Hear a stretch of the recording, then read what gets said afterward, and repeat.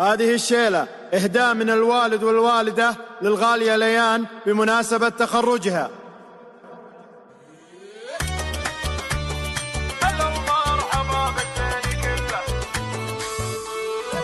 بتخرج ليان الشعر غنى، بتخرج ليان الشعر غنى، ونبارك لها بعد بالقصيدة، ونبارك لها بعد بالقصيدة. الدكتورة